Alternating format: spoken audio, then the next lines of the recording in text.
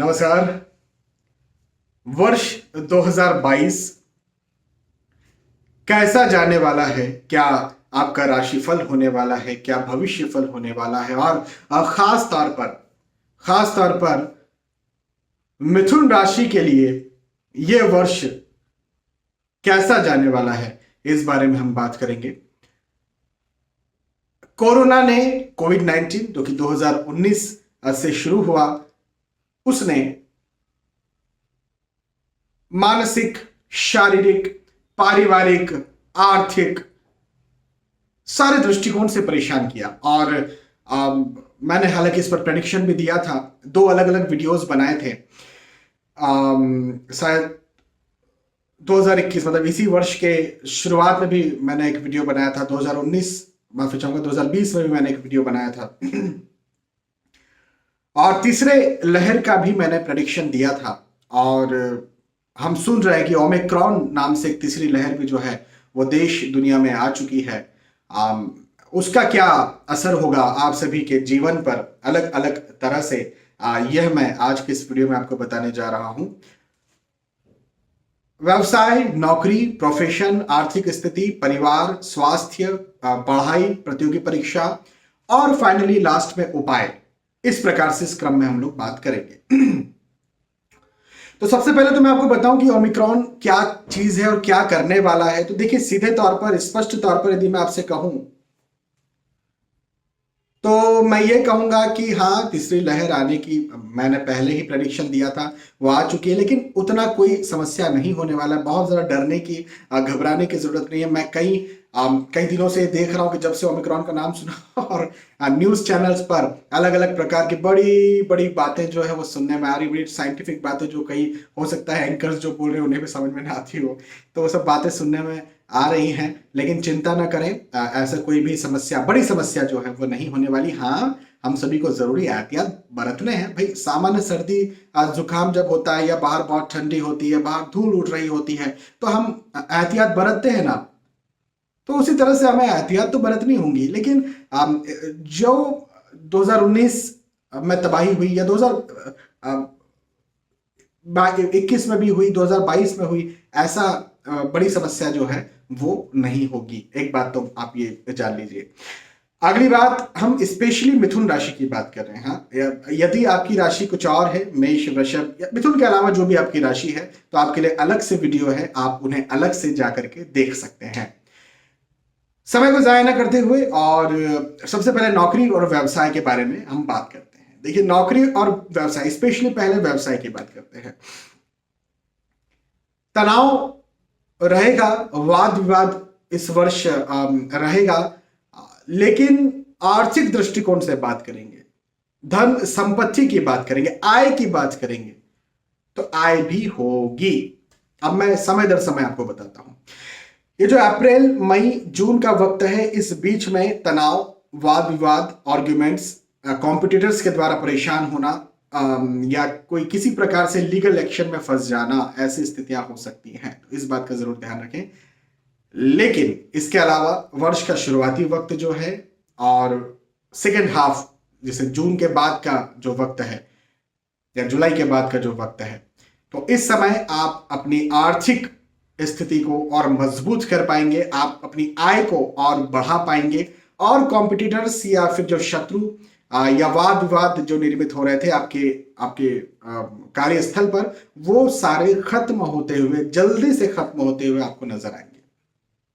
एक बात ये हो गई। यदि आप नौकरी करते हैं तो नौकरी के दृष्टिकोण से भी यही वक्त जो है, मार्च का, इवन फरवरी से भी शुरू हो सकता है। फरवरी, मार्च, अप्रैल, ये जो पीरियड है, ये आपके गुप्त शत्रुओं को बनाने वाला, बढ़ाने वाला, पॉलिटिक्स को बनाने वाला, बढ़ाने वाला हो सकता है। हालांकि एक बात जरूर से आप ध्यान रखें, वो ये कि आर्थिक स्थिति या फिर आय के दृष्टिकोण से कोई मुझे समस्या नहीं दिखती है। यदि इस बीच में आप जॉब चेंज करना चाहते हैं, फरवरी, मार्च, अप्रैल, मई में आप जॉब चेंज करना चाहते हैं, कहीं अच्छी जगह पर जाना चाहते हैं, योग दिखते हैं, नौकरी लगना चाहते हैं, बिल्कुल योग मुझे आपके यहां पर बनते हुए नजर आते हैं। वर्ष का जो मध्य और सेकेंड हाफ होगा, जैसे जून, जुलाई, अगस्त, उसके बाद का फिर जो समय होगा, यह आपकी स्टेबिलिटी का, स्थिरता का समय होगा। तो नौकरी और व्यवसाय के लिए आय के तौर पर मैंने कहा कि कोई समस्या नहीं है। यदि आप पेशा भी करते हैं तो भी पेशेवर मतलब यदि आप प्रोफेशनल्स हैं, जैसे वकील हैं, डॉक्टर हैं, हाँ, तो भी मध्य का समय मई जून या जुलाई तक मान सकते हैं।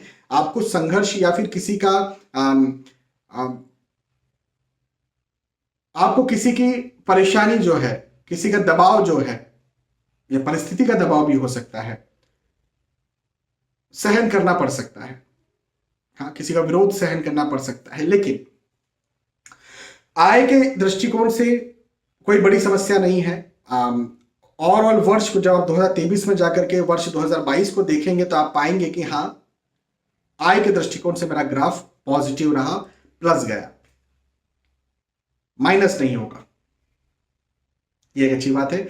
इसके अलावे धन संपत्ति आर्थिक स्थिति की बात करें, देखिए आर्थिक स्थिति नौकरी व्यवसाय प्रोफेशन से तो बनती है, उसकी बात तो मैंने कर दी, लेकिन कई बार आर्थिक स्थिति इनके अलावा भी बनती है, जैसे पैतृक संपत्ति हो गया, हाँ, कहीं गिफ्ट, किन्हीं कोई किस्मत वाले लोग होते हैं जिन्हें गिफ्ट मिल जाता है, हाँ, तो ऐसी स्थिति की बात करें तो देखिए वृद्धि, आर्थिक स्थिति में वृद्धि के यहाँ पर संकेत मुझे दिखते हैं। यदि कहीं आप जमीन, मकान, भूमि के दावेदार हैं या पैतृक संपत्ति के दावेदार हैं तो वो मुझे आपको मिलती भी नजर आती है। और ये वक्त मैं आपसे कहूँ तो मुझे यहाँ पर अगस्त सितंबर का जो समय है, रक्षाबंधन के आसपास का जो समय है, यह मुझे आपकी यदि कहीं पैतृक संपत्ति फंसी हुई है या किसी कोर्ट केस लिटिगेशन में आप फंसे हुए हैं जहां पर आपका धन जो है वो फंसा हुआ है, किसी ने पैसा उधार ले लिया था, वो आपका फंसा हुआ है, तो वो यहाँ पर आपको वापस पुनः मिलता हुआ नजर आता है। आप जमीन, भूमि, गाड़ी, वाहन खरीदी कर सकते हैं और इसके लिए भी वही अगस्त सितंबर वाला जो समय है या रक्षाबंधन के पास का जो समय है, ये मुझे उपयुक्त भी दिखता है और इसके योग भी आपके लिए बनते हुए नजर आते हैं। तो ओवरऑल यदि हम बात करें आर्थिक दृष्टिकोण से आर्थिक स्थिति की, तो आर्थिक स्थिति तो आपकी मजबूत ही होते जाएगी समय दर समय। जैसा मैंने नौकरी व्यवसाय के लिए भी कहा, प्रोफेशन के लिए भी कहा, ऑब्वियसली आर्थिक स्थिति के लिए भी लगभग वही बात मैं कर रहा हूं। इसके बाद में जब हम चर्चा करें आपके घर परिवार पारिवारिक स्थिति की, तो देखिए मई जून जुलाई अप्रैल भी लिया जा सकता है। मांगलिक कार्य, मांगलिक प्रसंग पूर्ण होते हुए नजर आते हैं। इस बीच में आपके नए रिश्तेदार आपको मिले, नए रिश्तेदार बने, या संतान प्राप्ति के यदि आप इच्छुक हैं तो इस बीच में संतान प्राप्ति की कहीं खुश खबर आपको देखने को मिले, ऐसा भी मुझे दिखता है। तो ये एक बहुत अच्छी बात बनती हुई नजर आती है। सौहार्द जो है, प्रेम जो है, पारिवारिक प्रेम, वो बढ़ने वाला है, सौहार्द बढ़ने वाला है, खुशहाली अब बढ़ने वाली है। और पारिवारिक मेल जोल, मेल मिलाप और ज्यादा बढ़ेगा। वर्ष के शुरुआती दौर में, शुरुआती दौर का मतलब हम जनवरी फरवरी को छोड़ देते हैं, उसके बाद मार्च अप्रैल मई में आपका जो पारिवारिक जो मिलाप है, फैमिली गेट टुगेदर है, ये आपका बढ़ेगा और प्रेम भी बढ़ने के योग मुझे दिखते हैं। रिश्तेदार भी बनने के, बढ़ने के योग मुझे बनते हुए इस बीच में नजर आते हैं। तो ये जो मार्च अप्रैल मई वाला जो पीरियड है, ये खासतौर पर मुझे पारिवारिक दृष्टिकोण से बहुत अच्छा आपके लिए बनता हुआ नजर आता है। अच्छी बात है।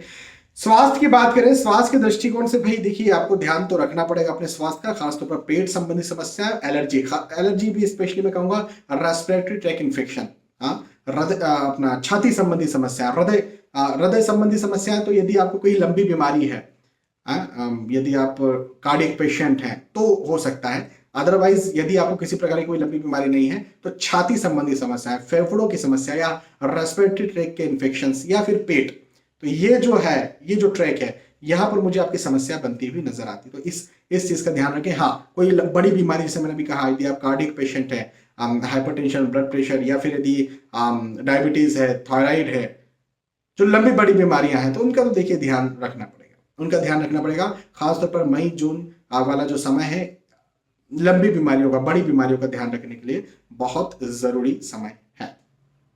ठीक है, ध्यान रखेंगे तो कोई ऐसी मुझे बड़ी समस्या बनती हुई यहाँ पर नजर नहीं आती है। परीक्षा की बात करें, स्टूडेंट्स की बात करें, जो यदि आप पढ़ाई करते हैं तो इसकी बात करें तो देखिए, मैं तो यहाँ पर आपके लिए पॉजिटिव इस वर्ष को देखता हूँ। जिस आने वाले इस वर्ष में 2022 में आप जिस उद्देश्य से प्रवेश कर रहे हैं, हाँ, हो सकता है आप जॉब के लिए प्रवेश कर रहे हो, मैं पढ़ रहा हूँ, लिख रही हूँ, पढ़ रही हूँ, तो मुझे ये इस प्रकार की जॉब मिले, ऐसा कोई आपका उद्देश्य होगा। आपका उद्देश्य होगा मुझे ये कॉलेज मिले, हाँ, आपका उद्देश्य होगा मुझे सब्जेक्ट मिले, आपका उद्देश्य होगा मुझे इस स्कूल में जाना है, और जो भी जिस उद्देश्य से वर्ष 2022 में आप प्रवेश कर रहे हैं उस उद्देश्य को आप पाएंगे, ये मैं आपसे कह देता हूँ। मुझे आपकी प्रतिष्ठा, मान, सम्मान में वृद्धि बनती हुई नजर आती है यदि आप स्टूडेंट है, यदि आप पढ़ाई करते हैं तो। अच्छा, स्टूडेंट्स, आप स्कूल भी आप कर रहे होंगे, आप कॉलेज में भी हो सकता है रहो, या फिर आप जॉब कर रहे हैं और जॉब करने के साथ साथ यदि किसी प्रकार की एग्जाम की तैयारी कर रहे हैं तो उस वे में भी मैं आपको स्टूडेंट कह रहा हूं। भाई पढ़ाई कर रहे हैं ना, एग्जाम की तैयारी कर रहे हैं ना, स्टूडेंट है, उस वे में भी आपसे बात कर रहा हूं। घूमने फिरने के योग भी बनते हुए नजर आते हैं। यदि कहीं विदेश आप जाना चाहते हैं, तीर्थ यात्रा करना चाहते हैं, तो ये वर्ष विदेश भ्रमण, विदेश या फॉरेन सेटलमेंट जिसे कहते हैं, उसके लिए भी मुझे बहुत अच्छा बनता हुआ नजर आता है। तो सही है, उतार चढ़ाव देखिए, ऑब्वियसली इंसानी जीवन जो है कहीं ना कहीं कुछ कड़वा कुछ मीठा बस ऐसे ही भरा हुआ है। मैंने कुछ मीठी बातें भी की हैं, कुछ कड़वी बातें भी की हैं इस राशिफल के दौरान, तो वो है। फाइनली मैं आपको उपाय बताना चाह रहा हूँ। उपाय, यदि आपकी राशि मिथुन है तो मिथुन राशि के स्वामी श्री गणेश जी भगवान, गणेश जी भगवान, रिद्धि सिद्धि के दाता गणेश जी भगवान, लाभ और शुभ करवाने वाले श्री गणेश जी भगवान, प्रथम पूज्य श्री गणेश जी भगवान। तो क्या करना है, गणेश जी भगवान की नित्य आराधना करनी है। हर बुधवार गणेश जी के मंदिर जाना है, गणेश जी के दर्शन करना है, गणेश जी से आशीर्वाद लेना है, ये बात आप ध्यान रखें। कई लोग सलाह करते हैं कि आपकी राशि मिथुन है, आप मिथुन के स्वामी बुध हैं, तो बुध का रतन पन्ना होता है वो पहन लीजिए। नहीं, चंद्र राशियों से, लग्न राशियों से रत्न नहीं पहने जाते, इस बात का ध्यान रखिए। उल्टे फल, उल्टे प्रभाव देखने को मिल सकते हैं। स्पेशली कुंडली देखना पड़ती है, ग्रहों की स्थितियां देखनी पड़ती है, उस आधार पर फिर आपको सलाह की जाती है क्या पहनना है। तो रतन नहीं, लेकिन हाँ, हनुमान, गणेश जी की जो आराधना है वो आप जरूर से कर सकते हैं और ये आपके लिए अच्छा होगा। यहाँ पर हमने चर्चा की मिथुन राशि के लिए। एक बहुत जरूरी बात आपको ध्यान रखने की, वो ये कि देखिए, ये जो राशिफल है इस समय मेरे पास आपकी पर्सनल कुंडली नहीं है, मेरे पास आपकी जो पत्रिका, जन्म पत्रिका है वो नहीं है। मैं ये गोचरों के आधार पर, ग्रहों के जो गोचर वर्ष 2022 में बन रहे हैं और मिथुन चंद्र राशि पर उसका क्या असर हो रहा है, इस आधार पर मैंने आपको यहाँ पर प्रेडिक्शन दिया है। यदि आपको कोई बहुत महत्वपूर्ण किसी प्रकार से डिसीजन लेना है, कोई बहुत महत्वपूर्ण डिसीजन लेना है, कोई बहुत महत्वपूर्ण कार्य करना है, आप अपनी कुंडली का विवेचन, कुंडली का अध्ययन, विश्लेषण, एनालिसिस, कंसल्टेशन जरूर करवा लें। उसके बाद में महत्वपूर्ण डिसीजन लें। हाँ, क्योंकि ये जो राशिफल है ये ग्रहों के गोचरों पर आधारित है और इसके अलावा भी बहुत सारी चीजों की जरूरत लगती है, जैसे लगन कुंडली, सूक्ष्म कुंडलियां, दशाएं, अंतरदशाएं, प्रत्यंतर दशाएं, सूक्ष्म दशाएं, नक्षत्र और भी बहुत सारी चीजें, तो वहां पर आपको सटीक जानकारी निकल के आती है। लेकिन यहाँ पर राशिफल जानना भी इसलिए जरूरी हो जाता है, ग्रहों के गोचरों के आधार पर, चंद्र राशि के आधार पर आपको यह समझ में आ जाता है, आइडिया मिल जाता है कि भाई हमें क्या करना चाहिए, कैसा कैसा हमारे लिए गोचरों के आधार पर यह वर्ष हो सकता है। ठीक है, बहुत बहुत धन्यवाद आपका, आपने आज का वीडियो देखा। आने वाले वीडियोस में, आने वाले एपिसोड्स में फिर मिलते हैं, तब तक के लिए आज के इस वीडियो आपसे विदा चाहता हूं। नमस्कार।